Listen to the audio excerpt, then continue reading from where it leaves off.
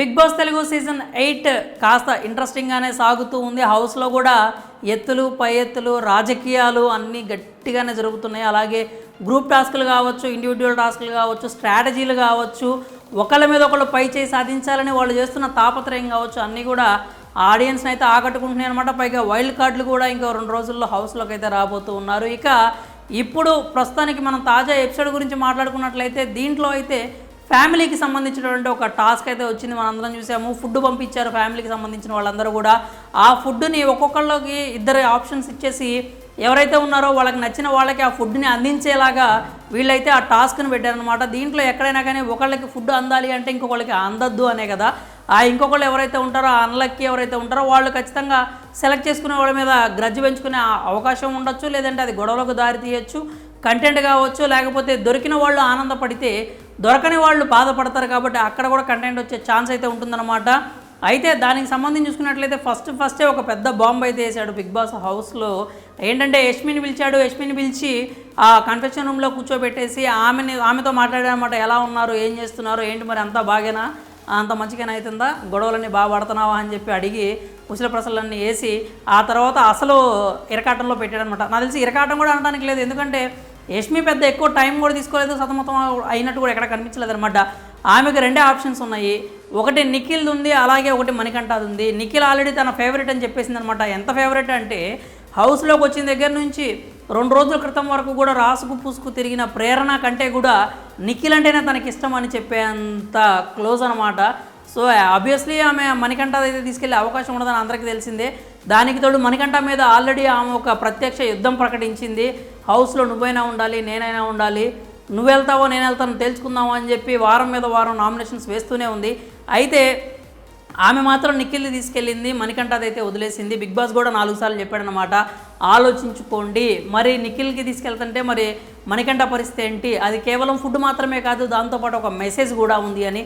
బయట కూర్చొని ఇప్పుడు ఏదైతే సోఫాలో కూర్చొని ఉన్న మణికంఠ పాపం ఫీల్ అవుతూ ఉన్నాడు అనమాట, ఎమోషనల్ అవుతూ ఉన్నాడు. వద్దు యష్మి, అలా చేయొద్దు యష్మి, అసలు ఆమె ప్రియా వచ్చిందా ఇండియాకి, ఏం మెసేజ్ ఇచ్చింది, లేకపోతే మన పాపకి ఏమైనా ఇబ్బందిగా ఉందా, అసలు ఇండియాకి ఎందుకు వచ్చింది, ఆ మెసేజ్లో ఏముందో నాకు తెలియాలి అని చెప్పి మనోడు అక్కడ కూర్చొని కేకలు పెడుతూ ఉన్నాడు అనమాట. హౌస్లో ఉన్నారు. అదే ఆమె డెసిషన్, అబ్బా నువ్వు ఎందుకు గోల్ చేస్తావు, పైగా నీ మాటలు వాళ్ళకి వినపడవు అని చెప్పి చెప్పుకుంటూ వచ్చారనమాట. అయితే చాలామంది ఈ విషయంలో యష్మిని అయితే కొంచెం కామెంట్స్ చేస్తూ ఉన్నారన్నమాట, ట్రోలింగ్ కూడా చేస్తున్నట్లు కనిపిస్తుంది. కాకపోతే ఏంటంటే అక్కడ యష్మి తప్పు లేదు అనే చెప్పాలి, ఎందుకంటే మణికంఠతో పోల్చుకుంటే నిఖిల్ ఆమెకి చాలా క్లోజ్. హౌస్లో నిఖిల్ ఆమెకి ఫ్రెండ్. సో వాళ్ళు కూడా మొన్నటిదాకా కూడా ఒకే క్లాన్లో ఉన్నవాళ్ళు. సో ఖచ్చితంగా ఆమె నిఖిల్ని తీసుకెళ్తుంది, దాంట్లో తప్పేం లేదు, మనం తప్పు పట్టాల్సిన అవసరం కూడా లేదు. ఎందుకంటే మణికంఠ సిచ్యువేషన్ ఏంటి అనేది యష్మికి అవసరం లేదు. యష్మి ఎవరికైతే న్యాయం చేయాలనుకుందో వాళ్ళకే చేస్తుంది. ఎవరైతే ఆమెకి డియరో, ఎవరైతే ఆమెకి క్లోజో వాళ్ళ ఫుడ్డే బయటికి తీసుకెళ్తుందో, వాళ్ళ మెసేజే అందేలా చేస్తుంది. దాంట్లో తప్పు పట్టడానికి ఏం లేదు. ఆ విషయంలో మాత్రం ట్రోల్ చేయాల్సిన అవసరం లేదు.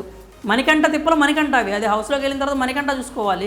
టర్మ్స్ కరెక్ట్గా లేవు కాబట్టి ఆమె ఖచ్చితంగా అతనికి పాజిటివ్గా అయితే రియాక్ట్ కాదు, దాంట్లో ఎలాంటి మనకి అనుమానం కూడా లేదు. పైగా ఇంకోటి ఏంటంటే, కాకపోతే ఆ ఎపిసోడ్ మొత్తంలో నాకు నచ్చని విషయం ఏంటంటే మణికంఠ విషయంలో యష్మి అన్నీ అబద్ధాలే చెప్పింది, ప్రతి విషయం అబద్ధమే. మణికంఠకి నేనున్నా బిగ్ బాస్ అంట, ఈవిడ ఉంటే ఏంది, వెంటనే మణి అన్నాడు, ఏం మాట్లాడుతున్నావు యష్మి, నువ్వు ఉండేది ఏంది, నువ్వు ఉంటే నాకేంటి అసలు అని చెప్పి నాకైతే భలే నవ్వు వచ్చింది. యష్మి మాట్లాడిన మాటలు చూస్తే నాకు బాగా నవ్వు వచ్చింది. ఏంటంటే మణికి నేనున్నా బిగ్ బాస్ అంట, ఏం చేయడానికి, పోట్లు పోడడానికి అనుకుంటా. నాకు తెలిసి ప్రతి విషయంలో మణికి పోట్లు పొడుస్తూనే ఉంది. ఆయన పాపం కుట్లేసుకోవటం, ఈ గాయానికి ఇది మానేలోపు ఇంకో పోటు పొడవటం అదే చేస్తూ ఉంది. యష్మి అయితే మణికంఠ మీద ఫుల్ గ్రడ్జ్ పెట్టుకొని దారుణంగా ట్రోల్ చేస్తూ ఉంది, ఆయన్ని ఎక్కువ ఇబ్బందులకు అయితే గురి చేస్తూ ఉందన్నమాట. హౌస్లో నువ్వు ఉన్నన్ని రోజులు నీకు ప్రత్యక్ష నరకం చూపిస్తా అని ఆమె శపథం కూడిన విషయం తెలిసిందే. హౌస్లో అందరూ కూడా మణికంఠకి ప్రేమను పంచుతున్నారంట, నిఖిల్కి పంచట్లేదంట. ఇది మాత్రం నిజంగా 100కి 125% అబద్ధం అయ్యా. ఎందుకంటే మణికంఠకి అందరూ పోట్లు పొడుస్తూ ఆయనకి ప్రేమను పంచుతామని చెబుతున్నారు, ఆయనకి సపోర్ట్ చేస్తున్నాం అంటున్నారు. వాళ్ళు ఎక్కడా కూడా మణికంఠకి సపోర్ట్ చేయట్లేదు. ఎక్కడ అవకాశం దొరికితే అక్కడ మణికంఠని నెగిటివ్ చేయాలని చూస్తున్నారు, కానీ మణికంఠకి ఎక్కడా సపోర్ట్ చేయట్లేదు. కాకపోతే ఏడ్చినప్పుడు మాత్రం ఊరుకో అని చెప్పి ఊరిక కెమెరాల ముందు అట్లా సముదాయిస్తున్నారు, కానీ అంతకు మించి మణికంఠకి చేస్తున్న హెల్ప్ అయితే ఏమీ లేదు అక్కడ హౌస్లో. కాకపోతే యష్మి తీసుకెళ్ళకపోవడం తప్పు కాదు, కానీ చెప్పిన కామెంట్స్ మాత్రం ఆమె ఏమైతే డైలాగులు చెప్పిందో అది మాత్రం కొంచెం యాప్ట్గా అనిపించలేదు. నిజంగా అక్కడ ఆమె బాగా నాటకాలు వేసింది, డ్రామాలు ఆడింది అన్నట్లుగానే అనిపించింది.